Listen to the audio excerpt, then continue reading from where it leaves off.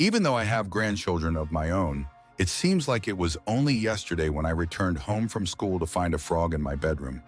My mother just chuckled when I yelled out, "I found a frog on my bed." Now she knew that I would eventually find one, but she let me discover a wonder of nature that many people miss. You see, a little earlier that spring, when I was 6 years old, I saw some little black fish in a pond. Since I didn't have any pets, I went home and asked my mother if I could have one. After we talked about my catching some of the fish I saw and the responsibility of having a pet, she agreed. She gave me a bowl, told me to go catch a few, and said that while I was out, she would prepare their new home. Off I went. There were so many that they were easy to catch. I filled the bowl and ran home.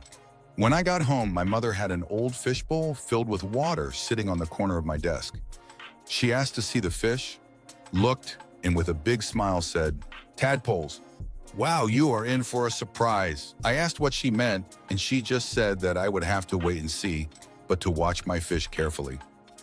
After a few weeks, I noticed some were changing. "Mom," I yelled with excitement, "come here, my fish are growing legs." She came into my room, looked, smiled, and told me to keep watching. After several more weeks, there were more changes.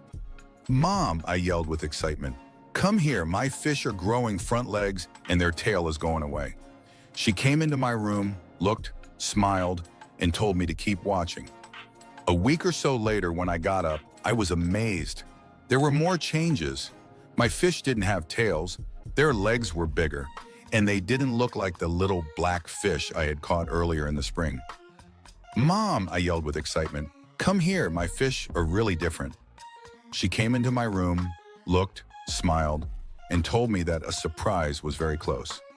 That day, when I returned home from school, is when I yelled out, "I found a frog on my bed."